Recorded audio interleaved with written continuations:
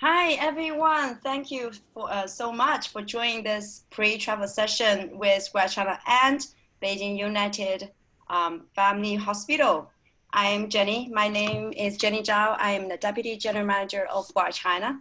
We are a travel company that focuses on experiential travels since 2000. Today, I am so honored to be joined by Dr. Krippner, who serves as the family physician at Beijing United Family Hospital since 2014. Dr. Krippner has also recently returned back from exciting trip to Huangshan this weekend, I think. And then so as a physician, Dr. Krippner will share his health and safety tips about how to travel in China safely as a physician. And I will also be giving out a presentation about the pre-departure check, about what you should bring in response to this COVID-19 travel time. And then at the end of the presentation, we will have some minutes for Q&A session, and you feel free to ask any questions about our company, about the hospital, about travel during the holiday, or even for longer for this year, 2020. Feel free to put it into the chat box. We will be answering that at the end of the presentation. And also very exciting that I will also be happy to tell you that we will be giving away a gift, a book named Travel Through Dali with a Leg of Ham. It was written by WildChina founder Zhang Mei about her hometown Dali. Through this book, you can find recipes about Yunnan cuisine, the cultural and festive, and the architectures along the ancient Tian Horse Caravan Trail. I hope that this book, you not just enjoy reading, and you can also get some knowledge of Yunnan and also part of China.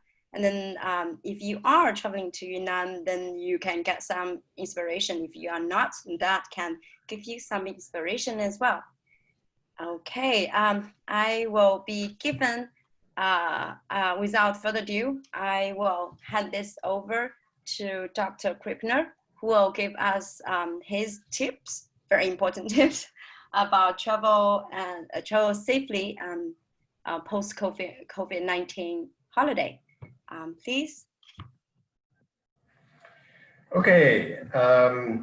Yes, already mentioned, I just came back from Huangshan on Sunday and had some sort of recent experience with traveling within China again.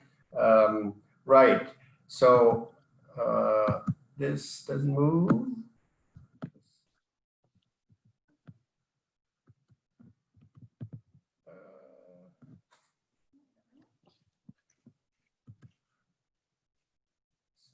It's not frozen again. Can you?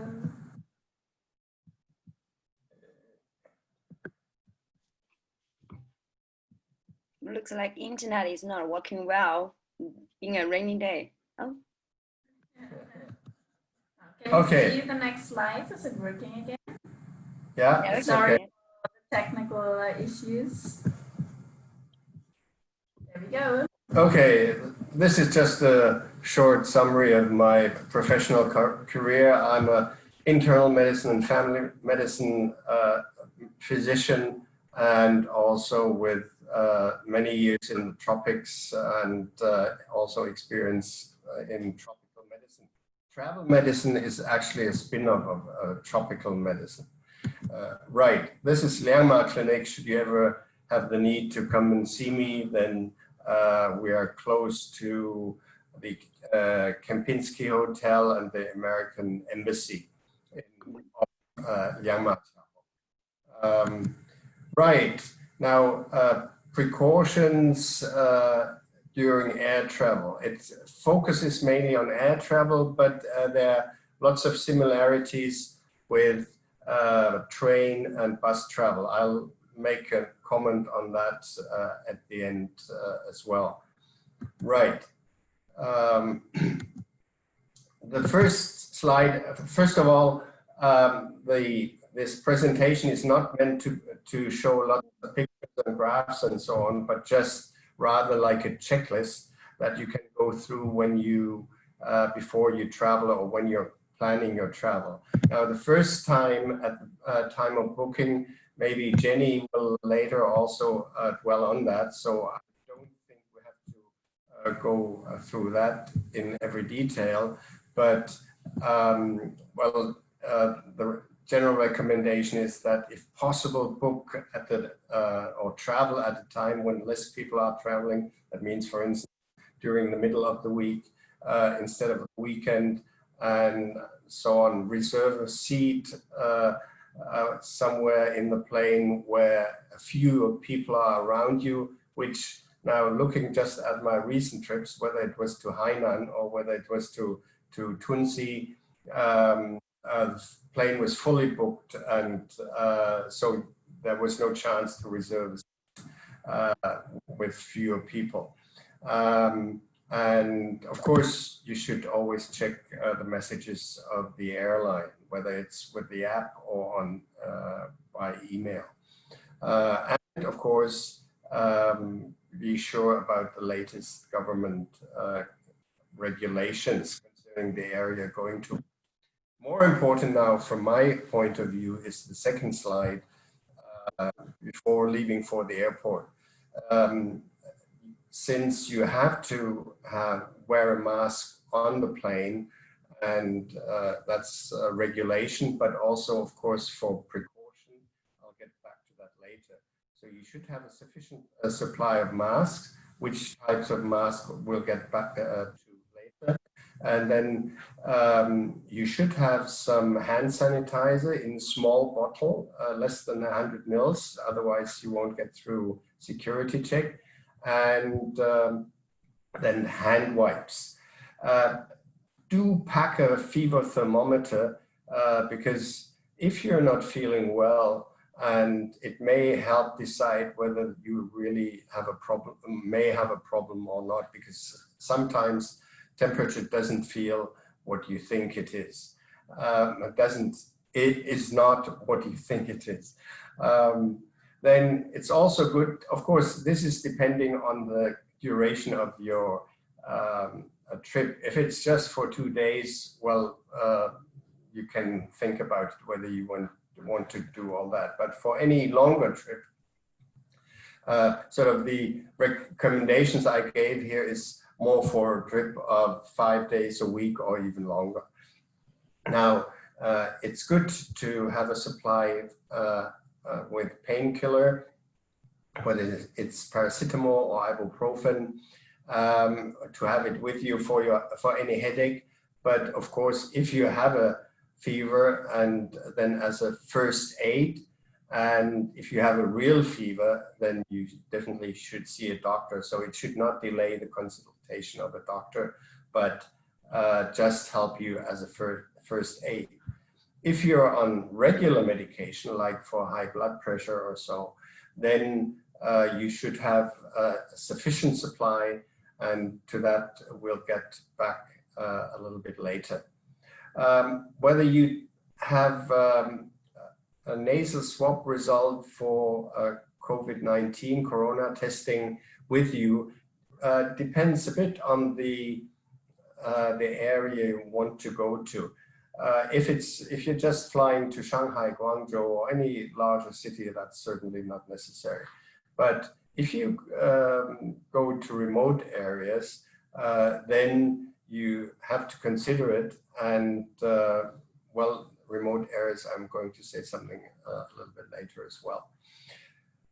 If you're not feeling well, and if you have a fever, and that means a temperature above 37.3, then of course the first thing is, where did you measure it? Did you measure it under the arm? Did you measure it in the ear with infrared thermometer, or under the tongue, which is actually the most sensitive one?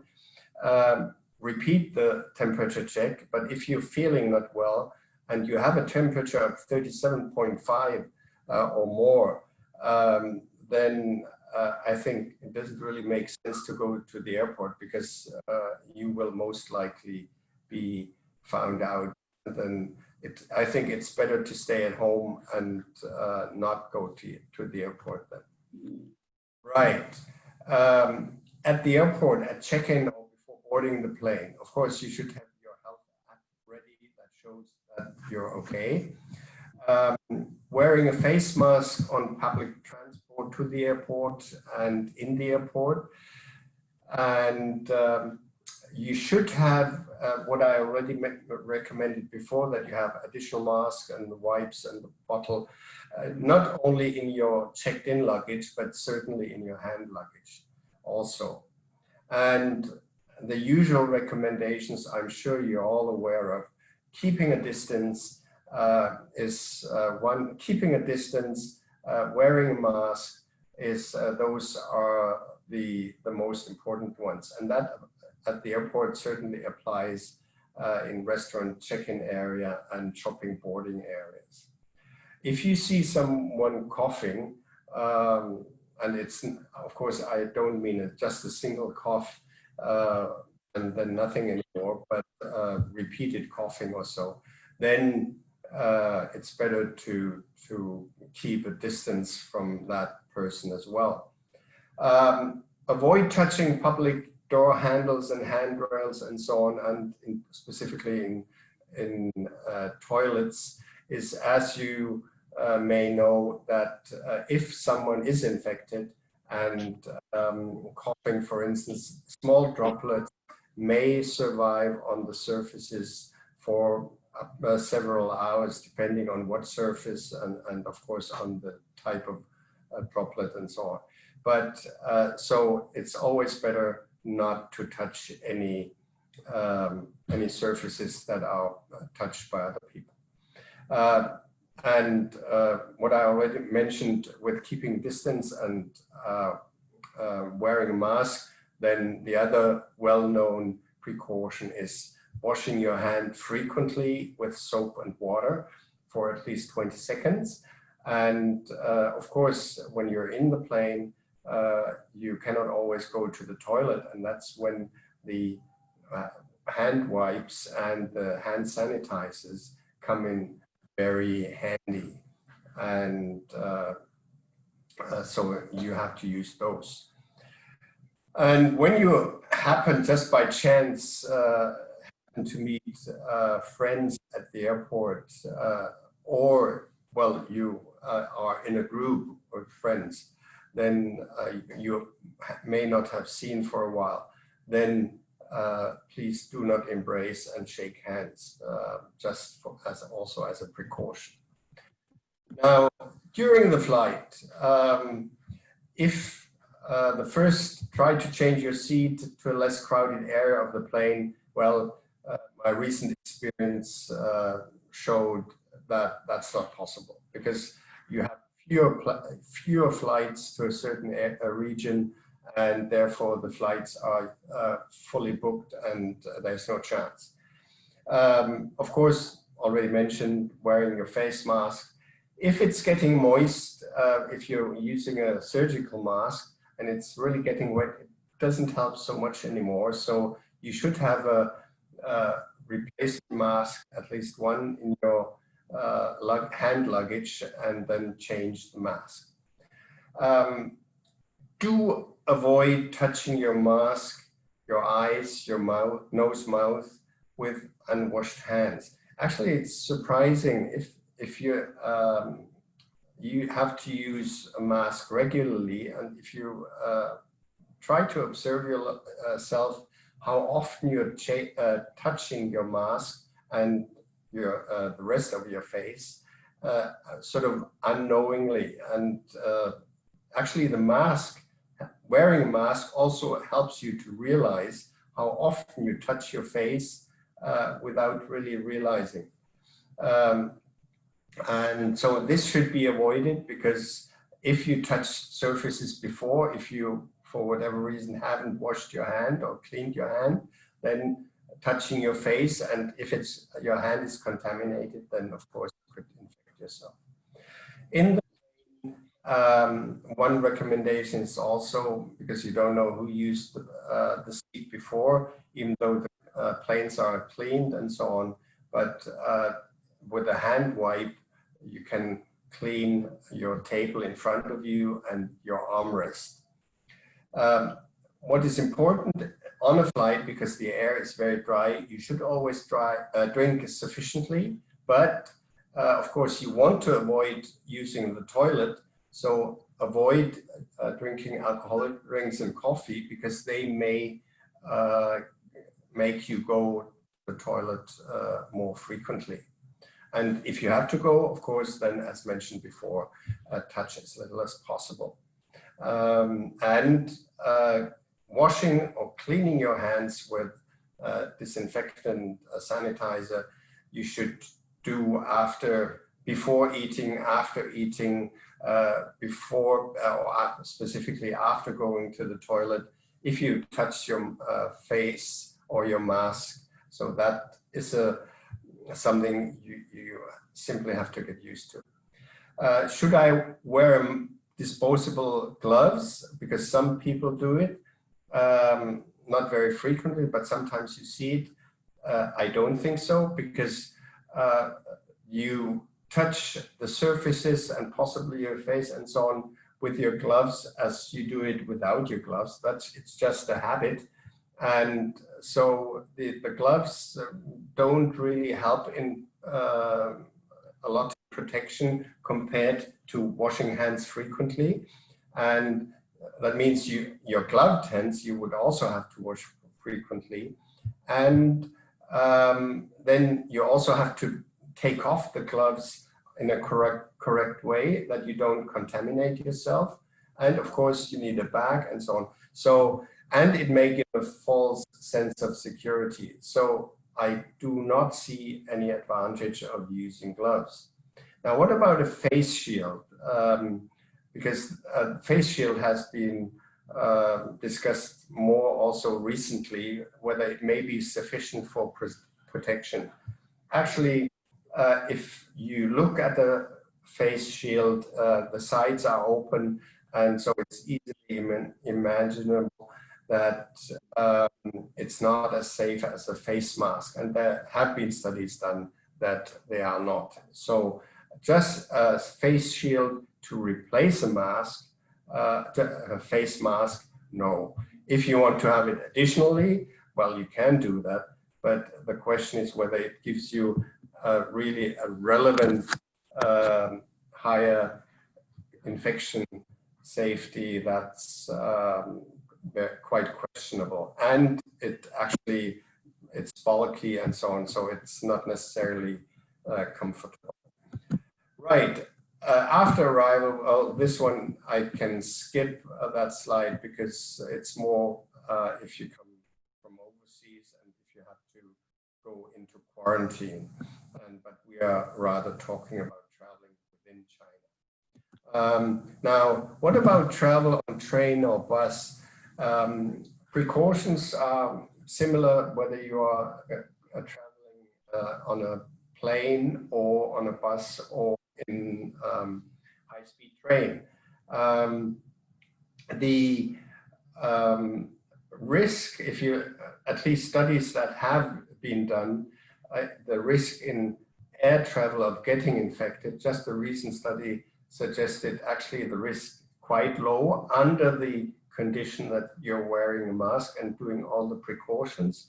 Then actually it was suggested, even if you have all seats are taken, a risk of getting infected on a 2-hour plane ride of about 1 in 4,400. Whereas if the seat next to you is without passenger, is free, then it may be 1 in 7,700. So it appears, so forget the figures, but the risk, if you take all the precautions and if you're wearing a mask, the risk of infection on a plane seems to be very low. It's different in buses and trains, and it's the risk is higher in trains, but the highest risk you have when you're traveling in buses, And because of course, the space is a lot smaller, and the recirculation of air in the bus it's always the same air, because they don't have the air conditioning system like in planes or in high-speed trains. So in a bus, if someone is infected, actually the risk is quite high. Okay, now if you travel, and that applies specifically for foreigners, and that's actually a little bit also my experience traveling on Hainan, and also just the last trip.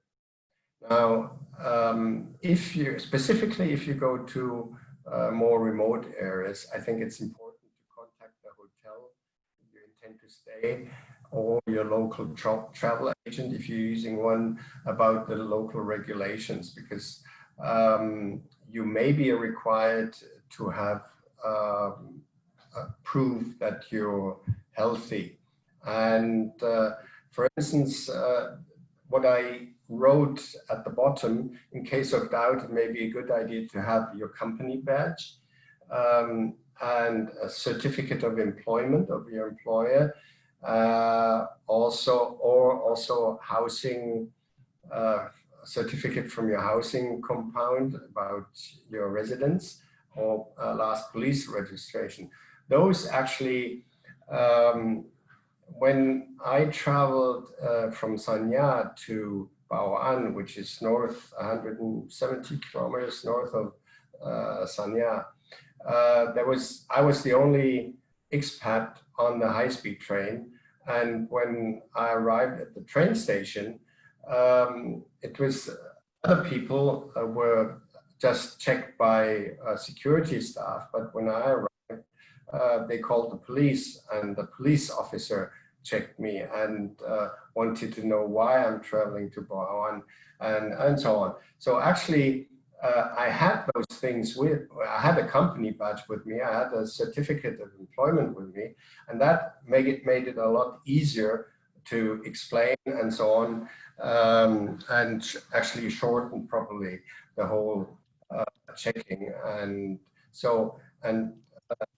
that means if you're going to a remote area, if you plan to travel to a remote area, I think it's a good idea to have those with you, just to make it easier in case you should be checked more thoroughly than it may be done for Chinese citizens. Right.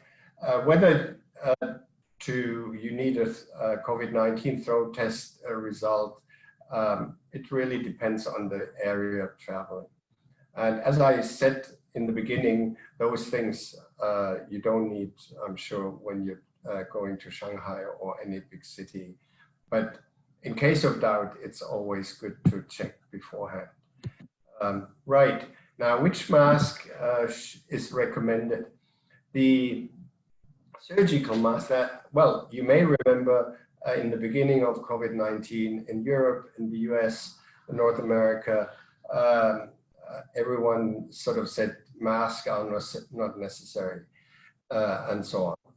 And what a big change, except in Asia, of course, where it was recommended from the beginning. And what a big change now in Europe and North America, and it's recommended, and so on. Now, what type of mask?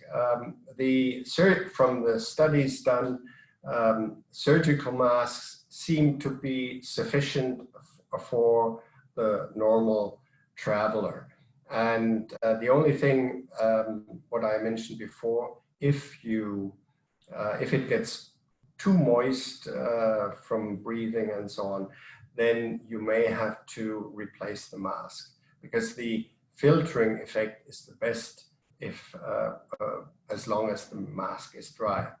Now the second mask is the N95 mask, because it filters out 95% of small particles, and that one is without valve, so-called valve, that gives the best protection without question, but the question whether it's really necessary for traveling. And at least what appears so far from the studies published, that for traveling, it gives you the highest protection, but it does not seem really necessary. And the thing is, if you wear a mask, an N95 mask without a valve, breathing is a little bit harder. And then in hot climate, or like in subtropical parts of China, or when you're carrying a heavy bag or pulling a heavy suitcase, then and sort of you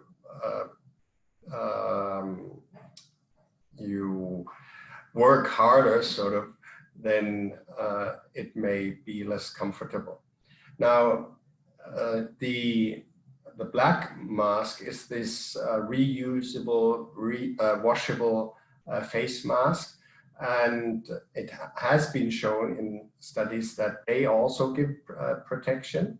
And so it's the question whether you use a surgical mask or the washable mask. Of course, if you're traveling for a longer period, you might have to carry along quite a number of surgical masks, whereas the reusable mask, you should have at least 2 or 3, and then wash them. If you've used it, you have to wash and dry them every day. But it's a matter of, I think, personal opinion, which one you would consider more convenient. Now, the face shield on the right side, as I mentioned before, it's open on the sides and therefore gives less protection. And it's definitely not recommended to use it as a single device instead of a face mask that covers mouth and nose. So, and I haven't seen it, at least during those 2 trips to Hainan or to Huangshan, that anyone wore a face shield additional to the face mask. And I wouldn't wear it. And yes, so that's concerning the mask. Now, any places that you should avoid, well, as has been shown in the past few months, this is Bournemouth Beach, a picture of BBC, and that is during COVID-19, when they decreased after stopping the lockdown, and well, that definitely doesn't make sense. Okay, so that's what you should avoid. And unfortunately, in Europe or in North America, they don't know. Sorry, I have to. There's some background music. Okay, now what to check with your healthcare provider before a trip. If you're a healthy person, you have no risk factors, no need to have a checkup. Except if you travel, and that has nothing to do with COVID-19. If you travel to high altitude, as defined here with above 3,000 meters, and for instance, if you fly to Jiangjiajie, the airport is at 3,200 meters, I think, something like that. So when you arrive, but that's if you're only there for a few hours, then arriving and getting down, then it doesn't really matter. But if you're at high altitude for a longer period, then you should consult an experienced physician. Or if you're scuba diving, then, and you haven't done a checkup for a long time, then it's also better to have a checkup. But otherwise, if you're generally healthy without risk factors, no need for a checkup. That is maybe different for travelers with pre-existing conditions. And so if you're on regular medication, you should take sufficient supply, and always more than you expect to need, because there may be a delay, then the flight may be canceled, whatever. I've seen it often enough that people just take a supply for the days they think they will be on a trip, and then they were stuck and had to see a doctor because they didn't have enough medication. So definitely take plenty of medication for the trip. For certain medical conditions, it may be helpful if it's more severe, sort of more important, then to have a medical certificate in Chinese, which explains the condition and also the medication needed. And if you have a higher risk for severe disease, that means COVID-19 disease, if you get infected, then certainly you should take the recommended precautions quite seriously. Now, who is at higher risk? Well, people with high blood pressure, which is not well medicated, regulated, and or people with asthma, with lung disease, with heart disease. So in those cases, it may be better that you see your physician maybe before you go on a trip. And right now, when should I do a COVID-19 test? As mentioned before, it really depends on the area you go. And so if in case of doubt, it may be helpful to have it with you and just in case, but just inquire before where you go if you really need it. But you should do a test when getting sick with respiratory symptoms. That means cough, breathing problems, with or without fever. If you have been to an area with high risk, that applies certainly if you come back from overseas, even if you have been through the quarantine. If it's within the first month after return, I would probably rather do a test even if it seems less likely.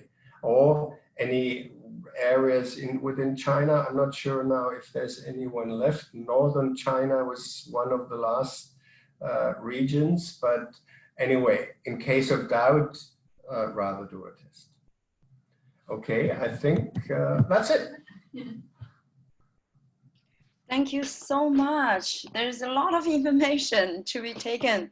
So a lot of health related and also something related to the travel.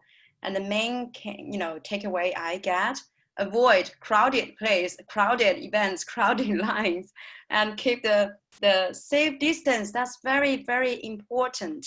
And of course, make sure you have enough, sufficient supply of mask, and the right type of mask. That's also very, very important. And choose the right type of the transportation is also very, very good. Avoid big bus ride if you can. Air and train relatively is safer because they are spaces, bigger, and then they will be monitored regularly and checked. So the standards should be better, right, Dr. Krippner? Yeah. If you have, I see someone, I see that a lot of us sending us questions. I will be saving that to the end, giving Dr. Krippner a little break, and I will give my presentation about checklist. I will share my screen. Hold on for a second. Okay, so I know that Dr. Krippner has already gave some, very, very helpful tips about what to bring, in response to COVID-19. Something like company badge, which will avoid a lot of explanation, especially if you are a foreigner, if you are expats living, working in China, and then you maybe sort of become a target. People may check you instead of check a local Chinese tourist. And then the company badge or the work permit will help you to, save a lot of explanation. And then the travels, of course.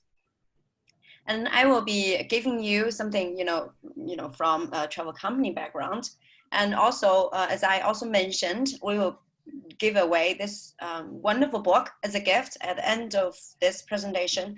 And so the way to get it, you need to type in your questions and also listen very carefully to our presentation.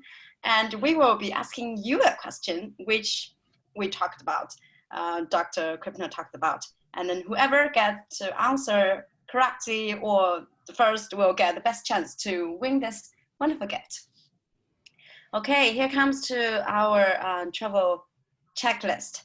So I know that it is so, make me happy. I know it will make a lot of people happy to think, plan, dream a trip, and that, simply bring you happiness. But it's always very, very wise and smart to, plan ahead of time. Make sure you have everything with you necessary or something. Sometimes right now, especially now, it is actually better to be a little over prepared. So save a lot of troubles just to be safe. And if you are traveling with a trusted travel company, that's easy. You just ask your travel advisor. If you are on your own, making your own weekend or short getaway or your own adventurous trips, then yeah, there's a lot. And then it will be very handy to check, check with your hotels or other accommodations, whether they take foreign guests, because not every hotel, maybe they do in the past, but now the regulation keep changing. So it is not always, it's not, you can't take it for granted that they may take foreign guests. So it's always good to ask before you make the bookings, ask if they take foreign guests and what documents they require for you to stay with them, especially those small boutique hotels.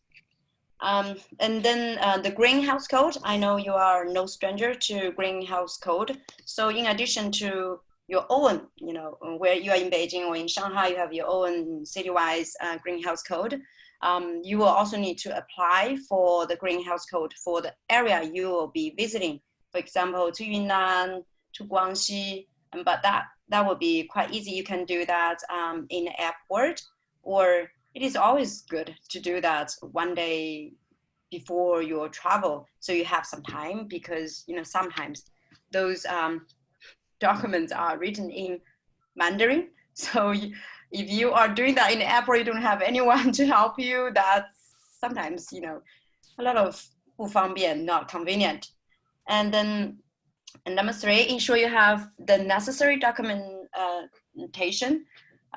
As Dr. Krippner also mentioned, so you have the greenhouse code handy and COVID-19 test, if, the area requires that. Some area doesn't, if you are traveling to Shanghai, to Guangzhou, the big cities where the medical facilities are, more advanced and more actually closely monitored, it's not necessary, clearly mentioned.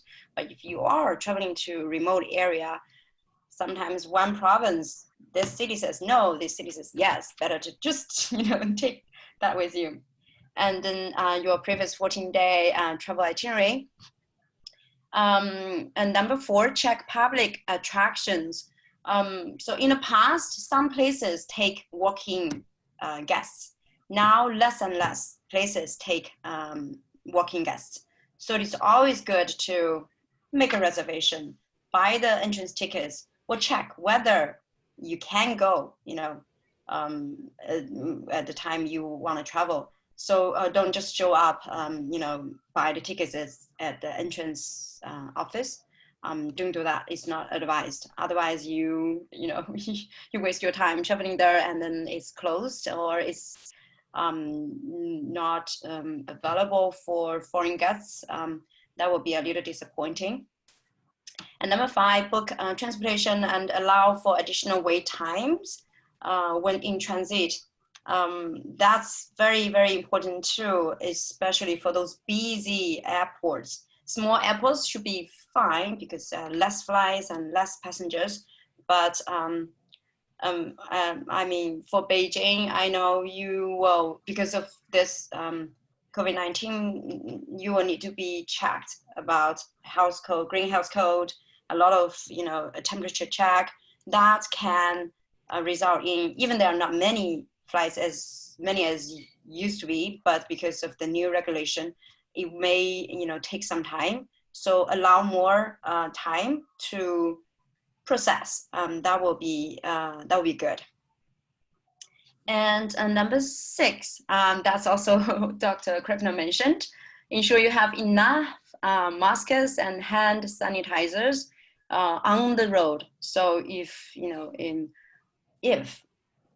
are traveling to a crowded place, I mean, not everywhere you're traveling to, if it is an open space, you are hiking in a mountain with no one, you don't need to wear a mask, but you will be, taking the bus or taking the train to the next station, public transportation area, the masks are required. And also that will be also for good protection as well. Number 7, check the locations of hospitals. We all don't want to get sick during the trip, or, and if you are having a pre-existing condition, and or you are right now visiting, even you are better prepared, you are in high altitude area, and your body just reacts to altitude, and then this is, a little unfortunate, you need to check into the hospital. It's always good to have a list of the hotels close to the hospitals, close to the hotels, close to where you are visiting, so you can get professional help. And of course, if you have, that will also be good to have your insurance information, in case anything happens, you can be transported immediately to, Beijing, Shanghai, or Guangzhou, or your home, so to avoid any delay. Number 8, inform your employer, schools of your travel intentions in case there are company-specific policies you may need to adhere to on your return. This is very true in cities like Beijing and Shanghai. I know it applies to some companies or some state-owned companies or some international schools. They would not advise you to travel outside of your home city. Simply just avoid the risk of getting COVID-19. And so before you book your flight, you pay your hotel, pay your travel service, it is better to check and apply, and tell your employer or school about your travel plans, whether it is okay to go outside. Or, I know some companies they say you can, but when you return, you need to be quarantined, which is not very pleasant. You get a 1 week holiday, you get 2 weeks quarantine. That's not what you want. Number 9, when you have everything, you get prepared, enjoy your journey, right? That's the most exciting part. But during the trip, for sure, you still need to follow the precautions. You wash your hands often, have your mask whenever necessary, especially in crowded place or in public areas. If you are doing hiking and biking in a place with no one, I'm sure you don't, you just take your mask off. And one thing I also want to tell you, I want to give a kind reminder. October is one of the best seasons to appreciate China, East and West. And it's beautiful season-wise, the color change and temperature-wise is so beautiful. But it is also season change. So the temperatures will, day and nights and during the daytime, it will vary, from time to time. So it will be easier than summer to get a cold. And when you get a cold, not just your body, but you also, you may feel unease about, because the symptoms are very similar to COVID-19. So prepare or bring actual layer, just for temperature drop will be very handy, and also avoid getting a cold. Of course, you will need to check the area you are going to. If you are going to Sanya, I mean, the temperature doesn't change much in morning and evenings, they will be fine. But if you are going to remote region like Yunnan, Tibet, Guangxi, and mountain area like Zhangjiajie or Huangshan, when you are, experience elevation, increase, actual layers and proper clothes are always very, very useful. So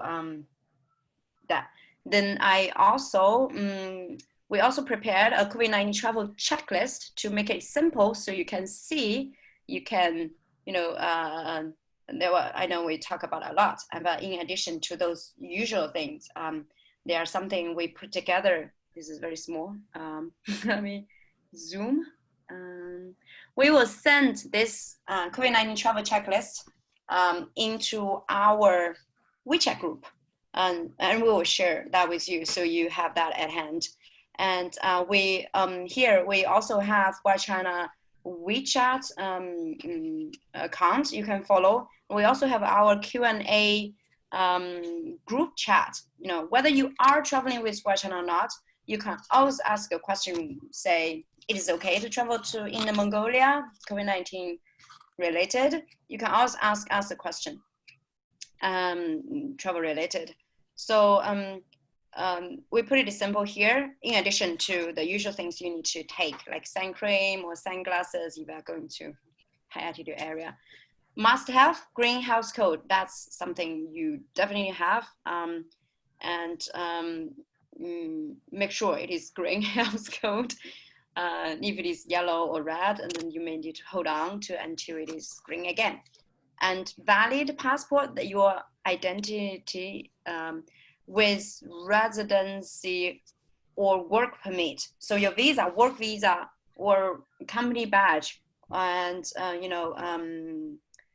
the passport together with your, if you work in China, if you are studying in China, if you are or visiting China, you just finish your quarantine, make sure you have your passport, your visa, whether it's tourist visa or work visa, and if you work in China, the company badge will be very, very, very handy. And something recommendation that's not always necessary, but is very nice to have, that will also save you a lot of travel during the trip.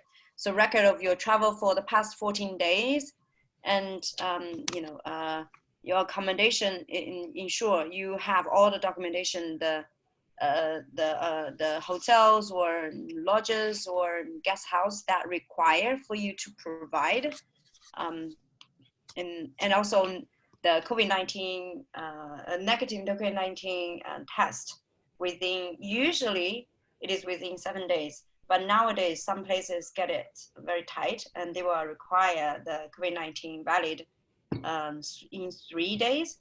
So as Dr. Krippner mentioned, when to do this test, don't do it too early, don't do it too late. And then you need to allow proper time to plan, to make an appointment to get that result. And so you have that handy. And list of international hotels or preferred clinics at destination, as we mentioned earlier. And certificate of housing will also help you explain, I work and live in China. It's not like I'm just visiting today from abroad. That will also ease, a lot of nerve. And yeah, so that's my our checklist recommendation. And last page, something fun and interesting. I know you are, maybe you are traveling very soon in your week, Golden Week, October holiday. But it's also very good to travel in winter when there's not many people or crowds, and there are many places to appreciate. So these are some examples, of course, to think about, to plan ahead of time if you are looking for some ideas.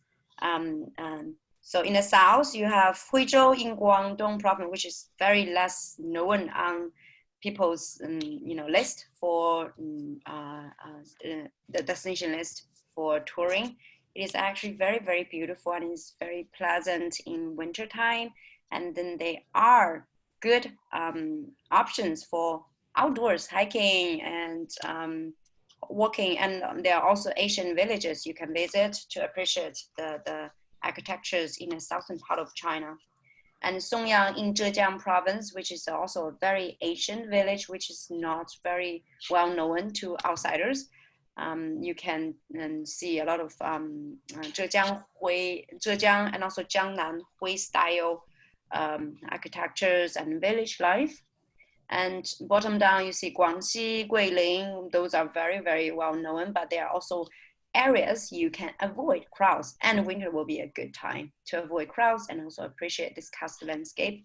And Yunnan in wintertime, it's very beautiful in winter and seasonal. You have black neck crane. Just in winter, they will go to Napa Valley, and then the Tibetan culture, the Songzalin Monastery, and there are also a lot of artisanal work going on in wintertime. That's also the ham season in Yunnan, yeah. So and that's also a timing. You get to see, appreciate Tanka painting from the Tanka master from the Buddhist monastery when there's less people. So you get a better chance to appreciate. Yeah, great. Okay, so it comes to our Q&A. Okay.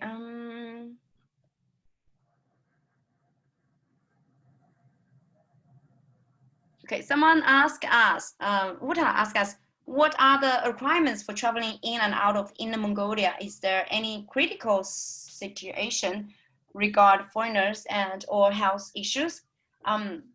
Regulations changes from time to time, and it's always good to check, ahead of time.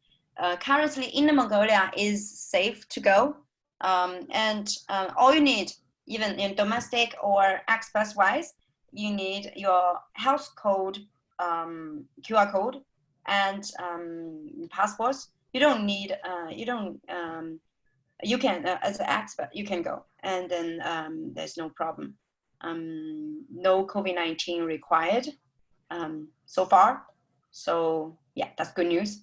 But October it will be fine. Wintertime might be a little chilly, but it's also another season for different view.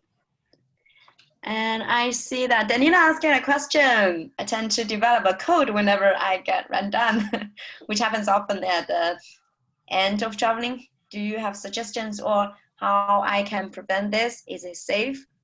Oh, and the second question, is it safe for pregnant women to travel to places with high altitude such as Zhangjiajie? I will let Dr. Krippner to answer this health-related questions. Well, the first one, I didn't quite understand the first question, but the second one with a pregnant woman, yes, I'll reply to that. But maybe I answer that first. There's, as long as the pregnancy. Oh, the screen is frozen.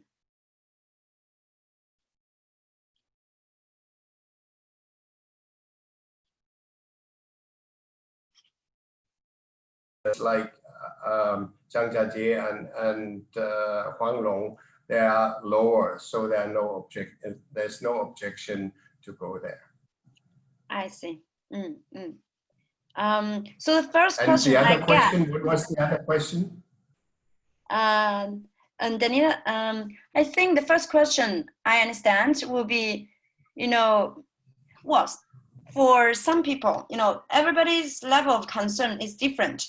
Some people may develop a code symptom right before the travel. Some people may develop one during the travel. So it has to be different, right? Before, feel a little unwell, before the trip. Is there any tip to do? That's very psychological, actually. Well, you cannot prevent colds except for simply living healthy. And so before the trip, the most important thing is how sick are you feeling, and do you have a fever? And if you have a fever, then don't go. And definition of fever, normally before COVID-19, we wouldn't have considered 37.3 as a fever. Usually above 30 has been above 37.5, and if it was below 38, then it was a low-grade fever. And yeah, now I don't know how they ended up with the 37.3, what how the decision was taken, but that's the reality now. And the first thing I would do is, if you still feel sufficiently well, check the temperature not only once and not only in one area, not only under the axilla, or but then rather also in the mouth and so on. But if it's above 37.5 and it's sort of confirmed with not only one measurement, then you really have to consider to stay back home. And of course, if you're also the same feeling not well at all, if you're feeling sick, because if you go to the airport and then you will be refused, and yeah.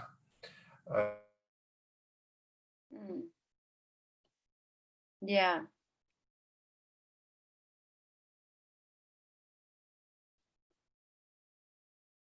Yeah. I guess it is, yeah, makes sense. I mean, if it is before traveling, you have symptoms of not feeling well. To treat the symptoms, but and then there's nothing much else to do. Of course, you could also not only use ibuprofen and paracetamol, but something like golden throat lozenges also,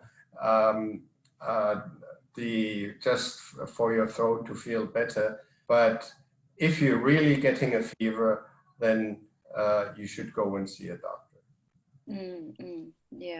Yeah, that makes sense for sure. I mean, even you want to go and you have that symptoms, you will be refused. And then even you successfully get on the plane, and when you get off, there will be multiple checks, and then you don't get to enjoy. So if you do develop a symptom and you don't feel well, it is better to delay the trip if you don't want to cancel. And then when you get better, so you have better appetite to enjoy the food, and then better, mood to appreciate the area you visit. What I would not recommend is, if you really say, if you have a fever of 38 degrees centigrade and you're taking paracetamol and ibuprofen to lower the temperature to go through the check, well, if you're lucky, you may get through the check, but what happens afterwards? Because usually then the temperature comes back, and then you're traveling, and then you may be in trouble. Yeah, that will get you endless trouble. So yeah, I agree with you. And then during the travel, if you get cold, that's very unfortunate. Being not very careful. We always recommend people to be very careful, especially during travel. You want to enjoy it, you don't want to ruin. But if you catch a cold, say it was too windy and you did a hiking, it was just unfortunate you develop a cold. What to do? Well, then you treat it just as what has already been mentioned. You take a paracetamol if you have a headache. Well, you may consider, if you easily get a congested nose, for instance, if you're at higher altitude, may not be so pleasant, then if you take a nasal decongestant with you as well, and some throat lozenges, whatever you prefer, just to make you feel more comfortable. I think that's Yeah. the thing you do. Right. Yeah. If And you maybe yeah. ginger tea with lemon, without lemon, so then Yeah, do anything that will help you to feel better again. And if unfortunately you are, getting a cold, maybe it is also good to extend the travel a few more days. Even you are back, you still need to stay at home, of course. And so make yourself as comfortable as possible. And normally a cold will take maximum 7 days if you've been careful. Some may, right? Yeah. And of course, we advise everybody to be very careful and take extra layers and dress properly for the weather, and don't develop a cold, because that's not very, very fun to do, during a trip, and that's ruin your dream trip. Okay, there's another question. What if I get a red house cold while traveling? Oh my. What if I get a red house cold? That's very unfortunate. That may means you are traveling to a very high risk region. That also maybe means you developed a symptom, or you sit with someone, during public transportation. So it will depends on what is happening, there. Is the area, or if it is yourself, in very close contact with someone, and then it is possible you will get contacted, and then you will be escorted to hospital to do a test. And then, of course, if the test is all good, and then I guess you will get your green house code back, right? And then worst case, you may need to do quarantine. But before I would actually repeat the test, the code again, because you may accidentally have clicked the wrong box, ticked the wrong box, and so maybe at first repeat, and if it remains red, yeah, then that's a bit of a problem. Yeah. But be sure that you will be taken care of. So yeah, I believe you've taken all the necessary precautions we've mentioned. There will be, we won't say there's zero risk or chance, but it should lower the chance to get a COVID-19. I mean, the situation in China now is that way, that the likelihood that you get infected, I think, is very low because of all the precautions and measures taken. And the risk may still be higher if you just returned from overseas. And, you may have heard that the most frequent incubation period is for less than 2 weeks, but sometimes it may be longer. And if you have just returned from Germany, from the UK, from France, the US, and you are unlucky that your incubation period takes longer, then of course that may happen. Or if you happen to be in contact with someone who actually didn't have any symptoms, which may happen, then you could develop symptoms. And yeah, but this is, having mentioned all that, the likelihood that it happens is, I think, quite low. Yeah, thank you, Dr. Krippner. There's one last question. I know it's been long. It's already 1 p.m. I didn't notice the timing. So last question. Is Yunnan safe to go at the moment? Is there a quarantine requested when coming back to Beijing? Well, right now, Yunnan is safe to go. Yunnan has been one of the safest places to go. I'm sure you've been checking the WeChat moment. A lot of people went to Yunnan this summer, and now still very good. There's one area called Weixi in Yunnan. You cannot go, even you want. but everywhere else, and Weishi is very far away from, you know, Dali, the Shaxi or Shangri-La or, you know, Kunming.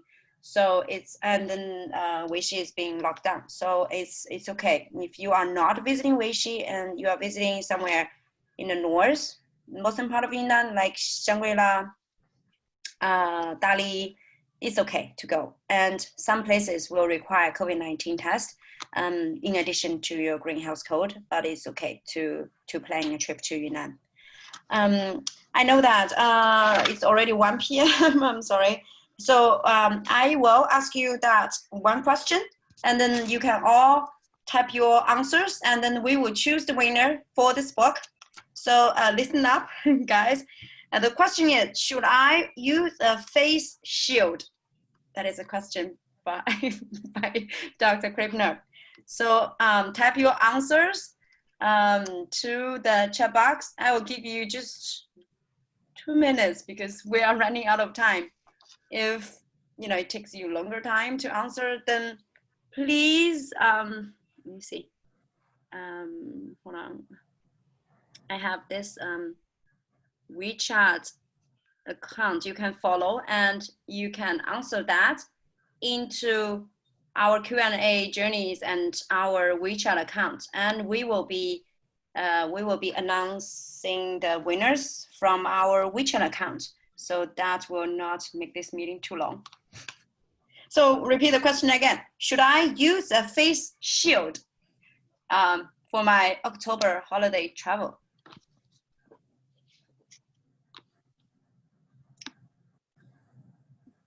All right, I guess it takes some time for you to think about it. It's not an easy yes or no. I will end this live Q&A for now, and you can, let me see, sorry. I should leave this, I should give you the access to the QR code. So you can, this is not my QR code, this is our WildChina company QR code. So we have a lot of talents, travel designers who has been closely monitoring the situation, the travel regulation on daily basis. So if you have the answers, if you are also having some questions about your travels, no matter you are traveling with us or not, of course, we encourage you to travel with us. You can ask us a question. Okay, thank you a lot for being here with us. It's wonderful. Thank you so much for Danina and Dr. Krippner. So good to have you here. And we wish you a very, very happy Golden Week in the following days. And we will see each other again. Bye-bye. Bye-bye. Same to you.